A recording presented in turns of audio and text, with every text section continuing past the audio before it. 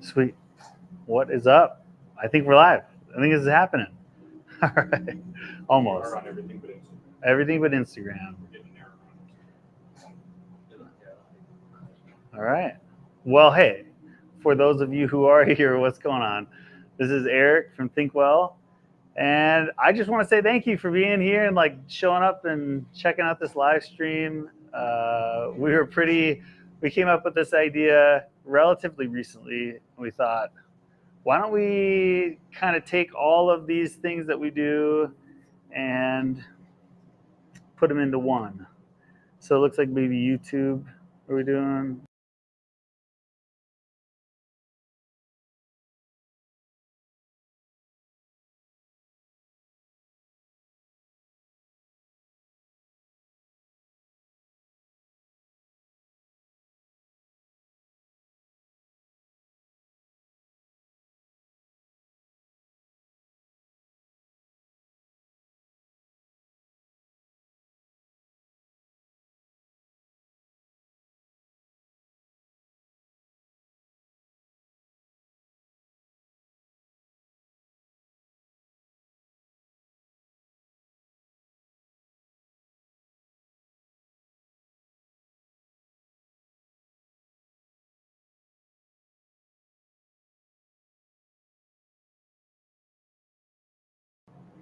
And we're doing this.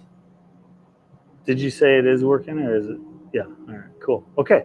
So what I wanted to do with this whole idea was to take um, the roasting videos that we've been doing for a while, take our website, which was rebuilt back in August, which that was like a huge project for us, is to like get that new website up and running. We're super excited about it. We love what Wapiti Digital has done. So shout out to Dan at Wapiti. Working with Erik Elstrand, doing all the video work, the new stuff that he's been doing since 2024 began. We've just been loving and putting that up here. So we want to take the website, take our video stuff, take our social media stuff, and take this, which is what we're trying to do here, like roasting for people, and put it into one whole live deal and give everybody a chance to be able to, if they want to buy these batches, which you're watching roast, be able to go onto our website and get them. So there should be that you can click on right below me here. That will lead you right to our website. There's just going to be a hand, 12 bags of low temp roast will be available, and 15 bags of high temp will be available. So if you want those bags, purchase them. They'll be here, and once they're sold out, they're gone until the next time we do a live roast. Now, I had thought, this is literally like 5 or 6 years ago when we really started getting into using finish roast temperatures for all of our coffees and our roasts. I was like, how am I going to sell this online? Because I'm going to have to do like recreate a product that goes online every single time I roast, which is ridiculous. But I really wanted to hold true to having every batch be its own thing. So I had thought it would be cool to like use social media and like say every batch that I throw it up there and have people be able to purchase it. But it really became really cumbersome to think through how I could even do that. So fast forward, and here we are. And I was like, dude, this is going to happen. We're going to put it up on Instagram and Facebook and YouTube, and it will be linked to our website. So this will be like, this will be it. This will be the first try of us doing it. So I kind of want to get started. I've been waiting for this all day. What we're going to do today is I'm going to roast the same bean. Okay. So we're going to be the same Guatemala Aya, and which is this bean that I feel like on videos and stuff I haven't highlighted it enough, but we sell so much of this coffee. And the Aya, it comes from 3 women producers in Guatemala. It's not a single region. We actually have 3 different regions in this one coffee. But why we love it is these 3 women make killer coffees. It's really, I mean, women coffee farmers are hard to find. You know, it's majority of it is men. So these women are doing a great job to make a killer product. And I did get to go and visit Sophia in San Marcos and get to see her farm, see what they do is amazing. She does such a great job. I've been able to see a handful of coffee farms, more than a handful. I've got to see a fair amount of coffee farms, and what she's doing is so awesome. And so it's just great to be able to repurchase. This is our 3rd year purchasing their coffee. So I want to roast that and show you that. And I think it's a killer example of the difference that happens between low temp and high temp. And so I'm going to roast the same coffee 2 different ways. We're going to do 2 different, mass, how much goes in each roast. We're going to do 2 different ones. And then the approaches are going to be totally different. So if a person were to want to try both of them, you would definitely notice the difference. And what you're tasting, the only difference you're tasting is from the roast, versus if I were to roast like a Guatemala and Ethiopia. We got lots of factors going on there. So I think we should weigh out some coffee, and I think we should get started roasting. So I'm going to check in with the guys real quick, see, are we live on? We're not on Instagram. Okay. Bummer. Well, hello, Facebook. Hello, YouTube. So I'm going to monkey around, get some stuff weighed out, and then we're going to, see if we can get some other things connected here. So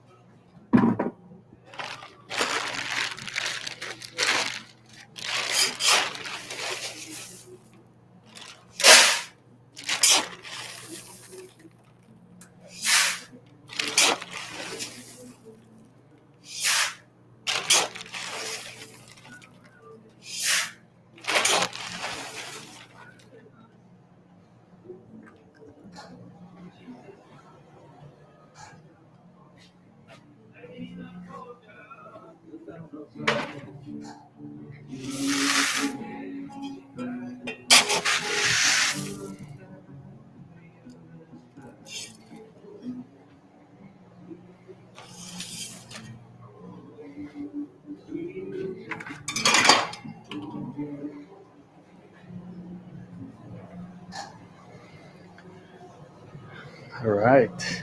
All right. All right. There's going to be, of course, people coming to the door after we have closed. They're coming to the door. It's like classic. Hey, there we go.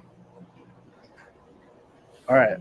So, you know, you can roast. There's a lot of different ways to roast. A lot of different roasters. Um, a lot of people are using digital controls and programming, like automation, all that stuff. The way that we do it is totally like trying to be connected to the machine and connected specifically to the environment, and trying to create an environment for the beans which will produce delicious. So like it's really easy to put uh, your sort of like to put forward your plan, which I want to use roasting terms like putting your profile and like the way something would automate your coffee, putting that first and having actually what's going on inside of the roaster be secondary. But my approach is the inverse. This batch, these beans, that is primary, and I'm gonna put my attention to it. So I mean, like what that turns into is I'm writing notes like throughout the roast. So you're gonna see me do that, and there just isn't any automation with how we do stuff. Um,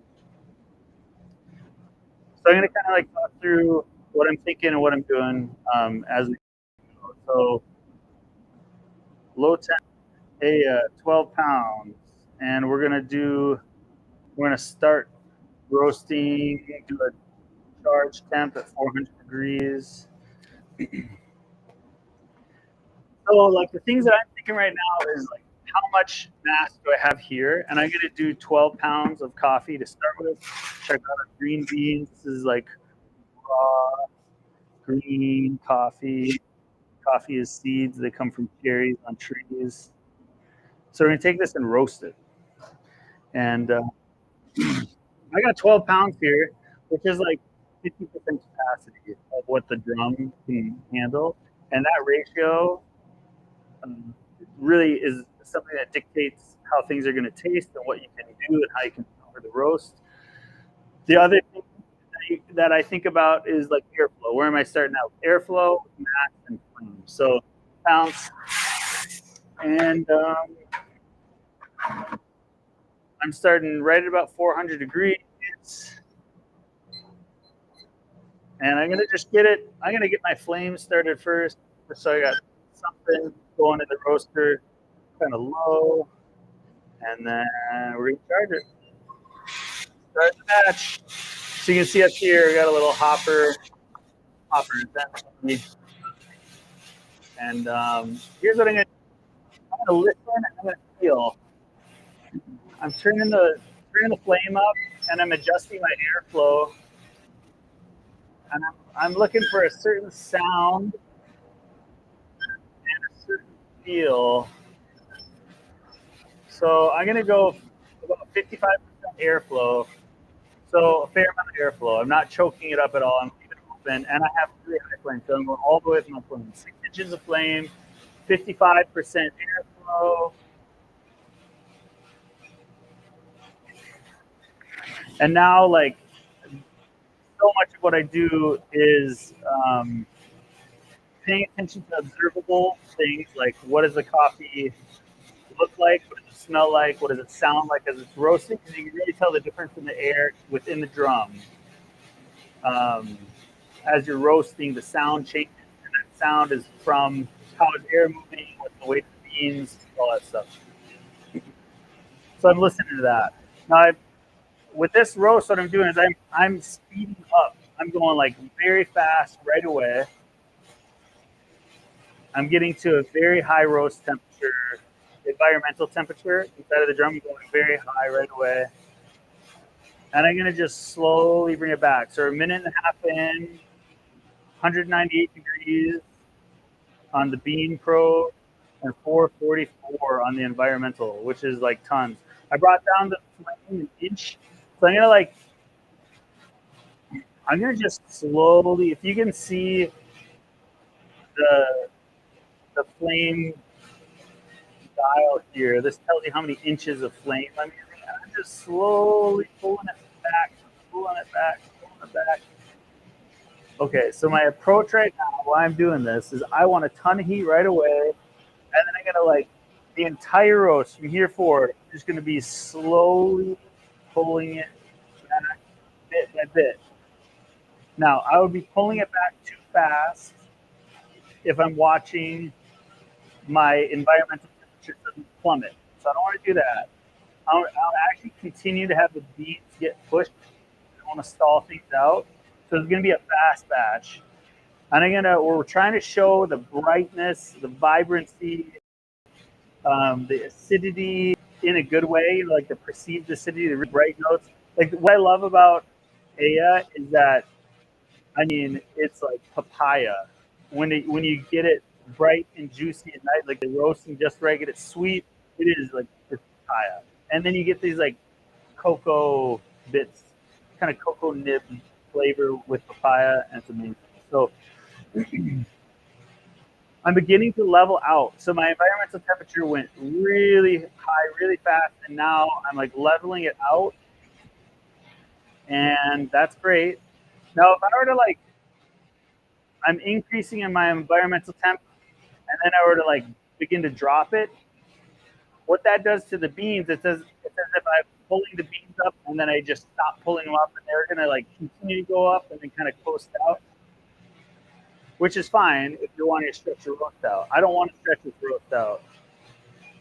I'm gonna go for another, I think, 60 degrees with my beans, really increasing, continuing to push, even though it's minor increases at this point, because the environmental temperature went so high so fast.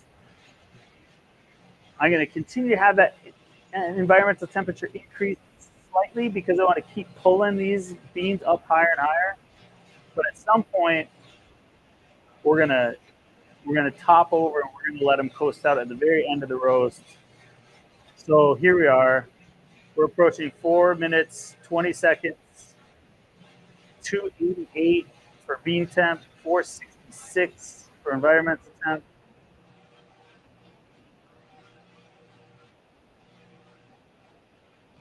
And we're just about into yellowing, all right? So yellowing, look at how these beans have changed. Oh, they're looking beautiful, beautiful. Okay, so we're right at yellowing, all right? So I'm gonna call it 4 minutes, 44 seconds, 300 degrees for the beans, 468 for the environment, down to 3 inches on the flame. That is my yellowing part. Sweetness. Okay, so now I'm thinking about environmental temperature. I'm up to 470 degrees, which is crazy high, okay? Really fast, really high, but now we're starting to taper. I'm waiting to taper. So we're at 360 degrees. I'm going to wait to 330 on the bean temperature before I start coasting. Okay, so I got 10 more degrees here. I'm going to check my beans. They're looking great. They're starting to get, they kind of turn into what looks like stone, where the surface texture really begins to change. It takes on color. Really, really nice. I mean, I have the airflow open pretty wide. When you have your airflow open, you know you want to do a fast batch, because if you have a lot of airflow for a long batch, you're going to take too much out of the beans. You'll lose a lot of what's going on inside of it. So if you have high airflow like this batch, you are going to want to go fast. So that's what I'm doing, right? So I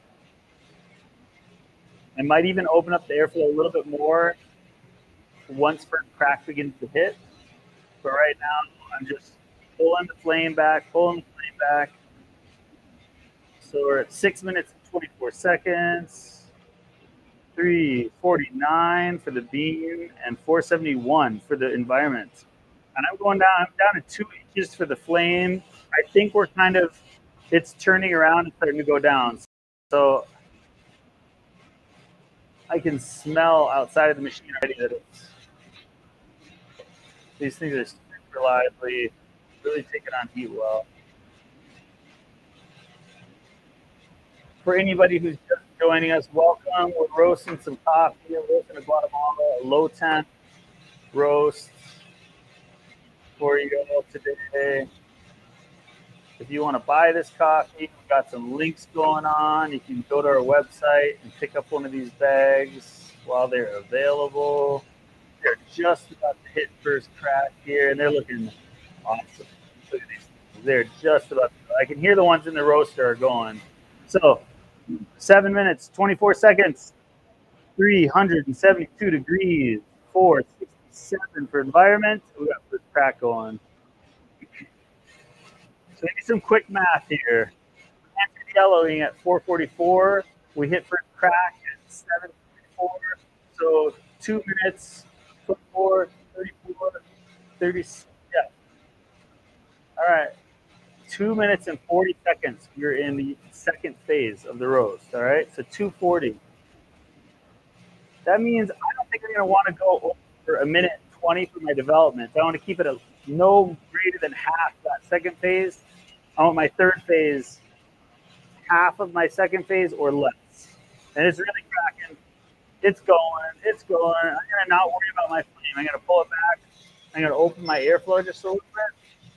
And now I'm just going to smell it until I find what I'm looking for. I'm 1 minute in. 390. I think I want to go to 392 on this. Yep. Man, 8 minutes, 37 seconds. 392 low temp roast. Man, we got a minute and 13 seconds on development of the third phase. A minute and 13 seconds. Pretty nice. It's a good development. Like, it's not super short. Sometimes you could do, I mean, it's crazy to something 45 seconds of development, but it depends how long you do the second phase.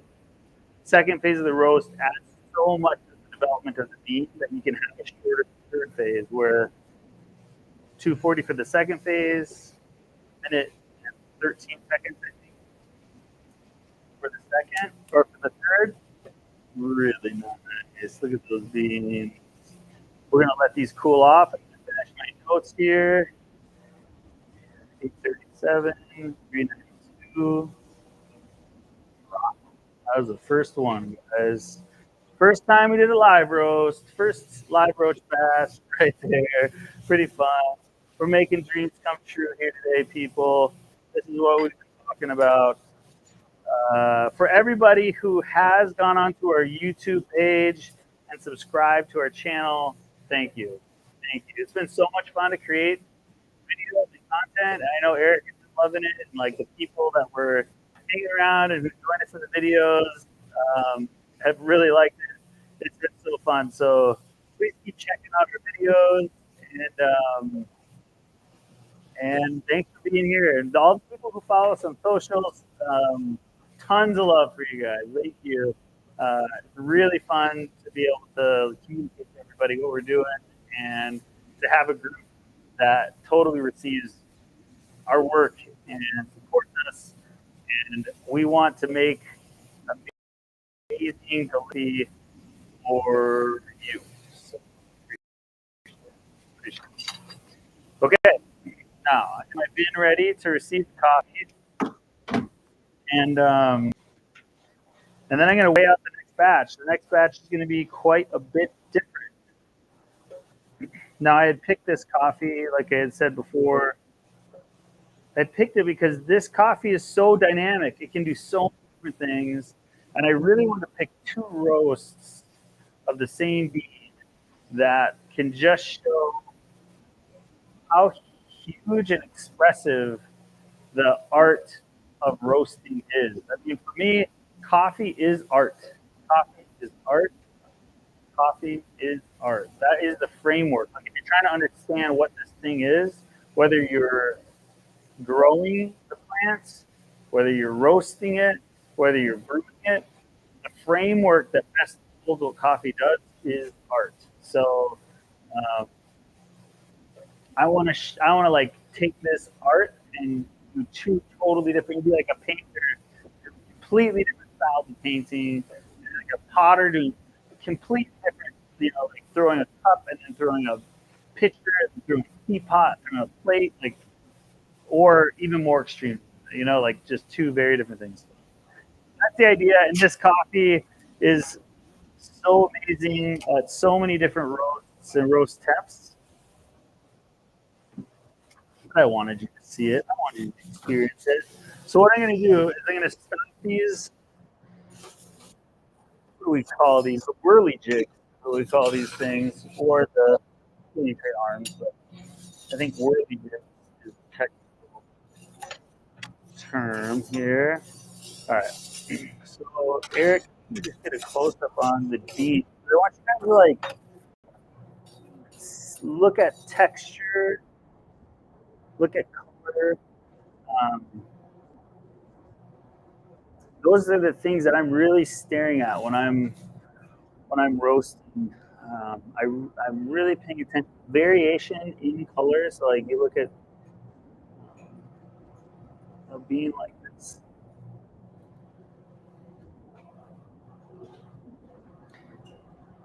and you can see the development of the bean.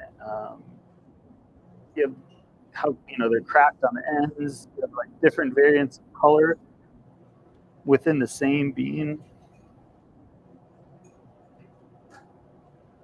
Okay, now keep that in mind, and I'm going to roast the next batch.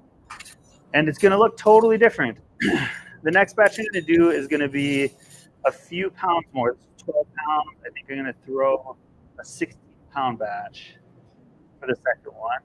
I'm going to have a very different approach to the second one. And I'm going to approach it differently because the flavor that I want to pull out of this coffee, I want to totally different. So I'm going for more heavier chocolate tones. Now I don't want like burnt. I don't, even though I have high temp roasts, they're not like super high temp. I mean, the highest temp that I go to is like maybe 428. Maybe I'll go to 430 if I'm feeling really crazy. But I mean, it's really common for roasters to go 60, 475, super high. Hitting that like 425, 430, I feel like accomplishes the goal of giving people what they're looking for when they want some edge of smokiness and heavier development. Now that's not what people talk about when they're saying it. Like when people come in to buy beans, they aren't like, I'd like further development and more smokiness. It's just there's a thing that people have in their mind what coffee is, and I want to be able to give that to them, but I want to give them our version of it. And our version of these high temp roasts is like we're gonna meet that desire for depth and development, but I'm not gonna go to 460 degrees. Like it's just it's very clear that I'm like ruining the coffee, and I don't have any interest. I want to present what this is. I want the intrinsic flavors to be there, but I also want to be like there's this huge spectrum and huge presentation of what flavors are available from these beans, and I'm going to pull that out through different ways of roasting. So the first thing I'm going to do that's different is I'm going to add 16 pounds instead of 12 pounds. That allows the roaster to activate. I'm going to have less airflow. Instead of having a ton of airflow, which makes me want to turn the flame up really high and roast quick, I'm going to pull the airflow back. I'm going to keep the flame set lower, and we're going to stretch the roast out because actually I want the cellular body of the bean to develop more. I don't want it to stay tight and hard. I want it to open up and take on the heat more. So when you close your airflow, your flame becomes more efficient. So like 6 inches of flame with a ton of air is less power than 6 inches of flame with less. So I'm gonna pull the airflow back, less flame. We're gonna just like let it sit and take a longer approach to it. And hopefully we're going to end up with coffee that's big and round and creamy and chocolatey, still has some bright notes present, but a totally different way of roasting than the first one. So, all right, I'm going to let this cool on the cooling tray. I'm going to weigh out some more Guatemala. Hey, Guatemala.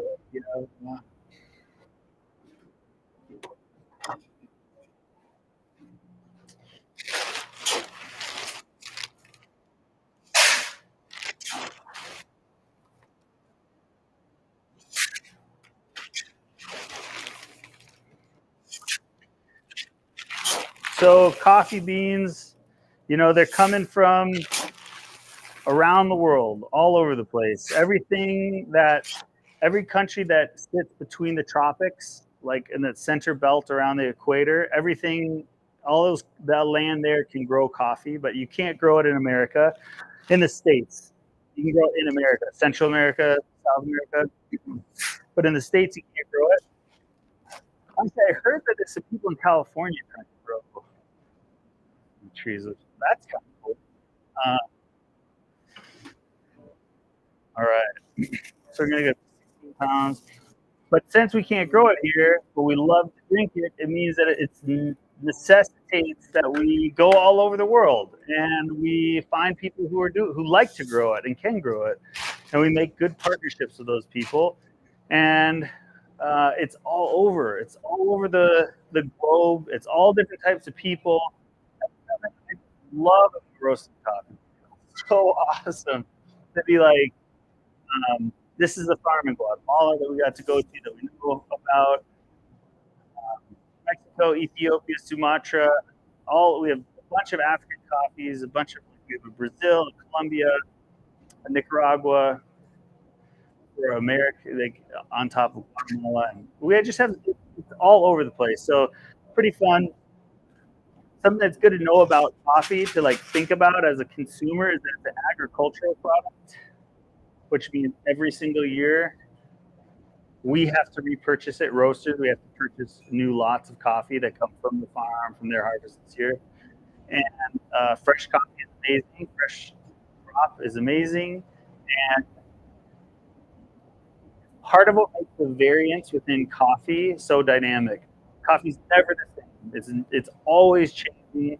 I can buy this lot from this farm from this year over the course of the months that I have it that I'm roasting. It changes, but year over year, it changes. So we just totally embrace the fact that coffee is never the same. It's always changing, and that's just how it is. So we have sort of like set the way that we roast about it and talk about it and deal with it. We set it up in such a way that we get to like account for all the variances instead of trying to like push it down and control it. We're trying to say, hey, this is how it is, man. So like we're going to talk about roast temperature, and that's always going to change. We're going to approach roasts and batches different way, and that's fine. And year over year, I can go back to the same people and buy the same beans, and I'm not asking them to create the same product. I'm saying, hey, do the best job that you can do. I'm going to do the best job that I can do roasting, and people seem to like it. So we're going to keep doing that, all right? So I'm going to write this down. We're going to do a high temp AIA. We've got 16 pounds in the roaster. I'm going to start at 415 degrees to start with. And my airflow is closed right now. Coffee's in there. Now, again, I'm going to feel this out. I'm going to turn this up. There's like a spot where there's not enough gas, more gas. I'm going about 25% on my air. And I'm going to go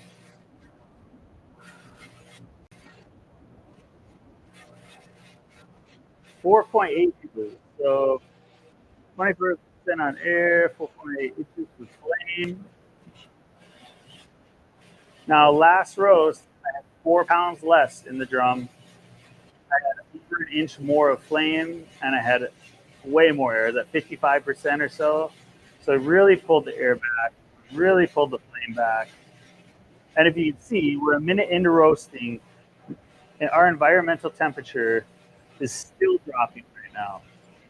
We're a minute into that last roast, we were at like 415 degrees. So we were really flying. So what's going to happen is this. Okay, there you go. It just turned around. Now this is increasing. Okay. So our environment is increasing. 124. We got our bean temperature is still dropping. So it's going to turn around here in like 12 seconds. This will turn around.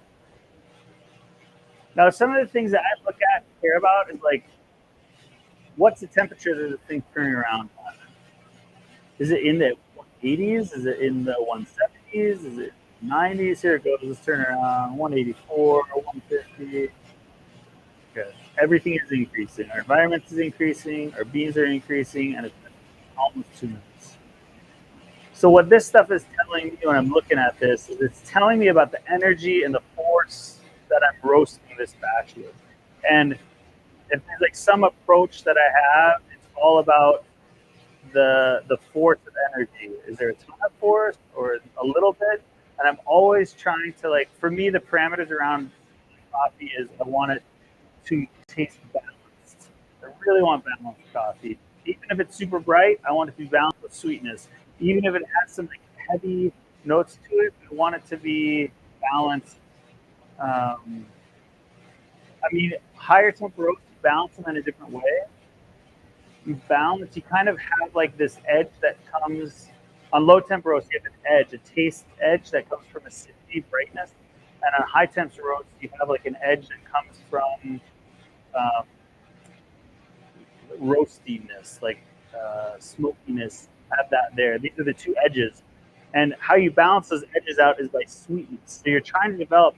But you have to develop a low temp roast in a very different way than you develop a high temp roast to get sweetness that balances. So When I'm seeking one, balance is what I'm looking for, and two, I want to like take care of the beans and never be too rough with them. Um, so those two things totally affect. They're like the parameters which I bounce off of when I'm trying to roast coffee. So 3.5 minutes in, I'm going to begin to taper the flame again. Right. So the bean temp is 237.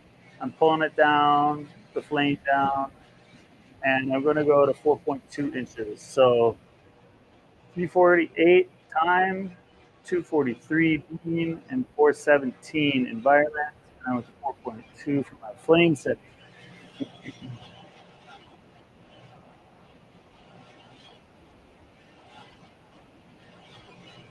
I want to stretch the roast. I want to like continue to increase, but really like make a roast that's going to be maybe in the like 13 minutes and 50 seconds, somewhere around there. Like I want to land almost the 14 minutes. It won't be 14-minute roast, but close. And I'm going to get that by how right now I'm in the first phase. I'm going to get to my end by how I maneuver into the second phase. It will affect the time how it ends. All right. So I'm going to make a move with the flame right now. Again, I'm just going to kind of pull it back a little bit, take the edge off of it, take the edge off the big push. So 4 minutes, 57 seconds, 283 for bean, and 433 for environment. I went down to 3.7 inches. So drop down again. I'm going to check these and see where they're at with their color. Okay, we still got some elements of like green coffee there. I can tell like we got a lot of smoke, not smoke, but they're really cooking. But I can tell my airflow is really restricted. I guess okay, right there. So 5 minutes and 37 seconds, 300 degrees for the bean and 442 for the environment. I'm calling it yellow, and that means I'm going to pull this down, pulling it down, playing it. We're gonna just let this thing trickle. Let the flame trickle. You got to find it by listening. You have to find it by like, feeling how hard is the fuel fighting you. What's going on with the airflow? So right now the environment has stopped from increasing fast. It is still increasing, but much slower now. That's what I want. And now, take a minute. Clear the cooling. We love our roaster. We love our cooling tray. It does such a good job. I'm going to look at the roast stuff here, and I'm going to just pull back my flame 10th inch. I don't want this thing to get away. It's kind of a weird thing because you have these parameters around like environmental temperature or bean temperature or time, and you have like I have a max in my head. I got 16 pounds in here. I have a max that I can get to for the environmental temp. Well, as I get close to that max, I realize this difference between where I'm sitting at right now with the environmental temp and my maximum. That's essentially the power that I have to move the rest of the roast. So I have to use that little the delta between the difference between those two. I have to really use it in a smart way to continue the momentum to push the beat in the way that I want to push it. So I'm always like looking far. I'm looking ahead and I'm thinking about my parameters, and I'm thinking of what we just did, and I'm adjusting my flame recording accordingly. And they also have to factor things in when coffee enters first crack, it begins exothermy. It pushes about out tons of gas, which drastically affects the environment. So like airflow. So what I'm going to do right now is I'm going to crack the airflow open just a little bit right now, just before first crack happens. just a little bit, and it's actually gonna like make first crack. If you do this, what I'm doing right now, it's like inducing first crack. First crack will begin because I'm opening up the airflow. Just a pretty environment has got a lot of pressure on it, and I'm just cracking it a little bit. And here, I mean, we're fully in. So 8 minutes, 34 seconds. 373 for the bean temp and 463 for the environment temp for first crack. So that's 3 minutes. We've been in 3 minutes. We've been in the second phase. So on a higher temp roast, if my second phase was 3 minutes, my third phase can't be more than 3 minutes. I would like it to be, let's say, between 2 and 2.5. If I had a 4-minute second phase, I could be like 3 to 3.5 minutes. You haven't been right in relation to each other and in a ratio, and I try to not have too many rules around coffee. Like there's a lot of ways that coffee does what it's going to do, and I just want to be there to like give it an environment to do it. But there are some things in general that I hold to, like third phase I don't want longer than second phase. You just lose too much of what's going on inside of the bean. So these have gone, they're moving, and now I'm beginning. I could hear it, but I just pulled the flame back just over the cusp. That now the environmental temperature is going to go down, and I'm going to let the intrinsic heat and momentum of the bean tap continue. We're over 400 degrees now, so I'm in the last 20 degrees of this roast. I think we're going to go over 420 degrees. I mean, you can even see right now how different it looks from the beans that we roasted in that first batch.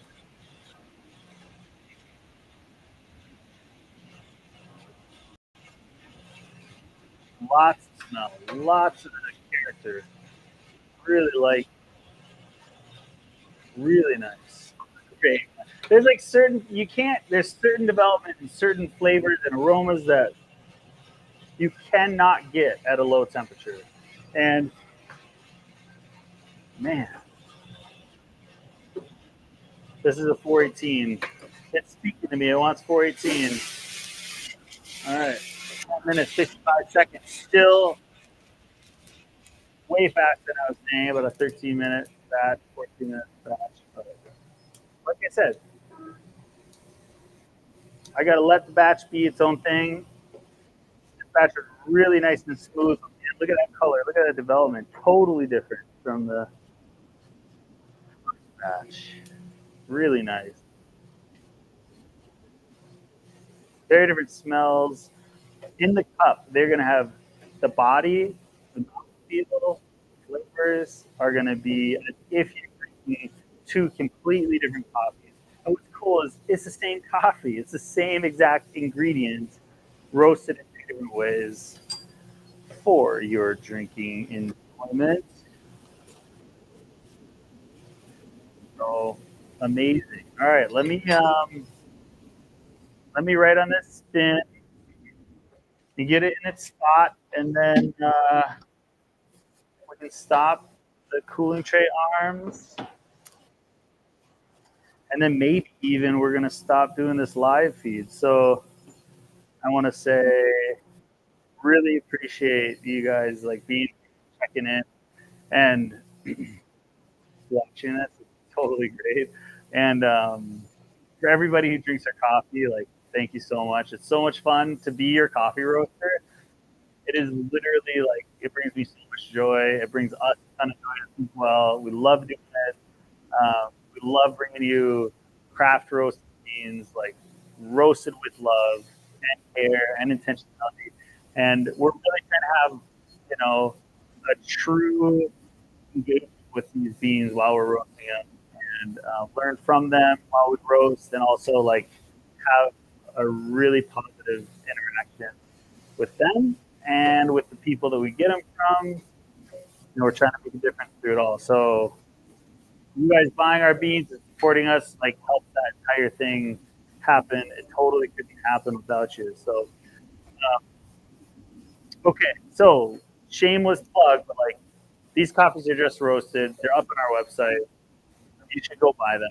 You should. I would really want to mail these out to you, and I want to see if this works. If it works, like do a live stream of roasting and sell this coffee, like mail it out to people and have you guys drink it. See if you can like taste and experience what it is that we're talking about while we're roasting it. What you saw here tonight. So turn this off and open this. Like, all right, now think back to what you're looking at. Those who saw the first batch happen and look at the cooling tray afterwards. Just like look at the difference of these beans. Look at the texture. Look at how they've expanded. They've gotten even bigger from the first ones. The color is a very different color, much more deep, dark, filled out. Take note, there's no oils present. Like we haven't broken the beans. They're not so roasted at such a high temp. Like they've been wrecked in any way, but they are really a different type of thing flavor wise than what the first batch was. The variance, the color, the size. Sweet. Okay. Well, uh, if you guys have any questions or any comments or whatever, feel free to send us some messages in the DMs or say hi, throw a comment on or whatever. We'd love to hear from you, and maybe we'll see you next time. So I think that will be it for us. And thank you again. And right,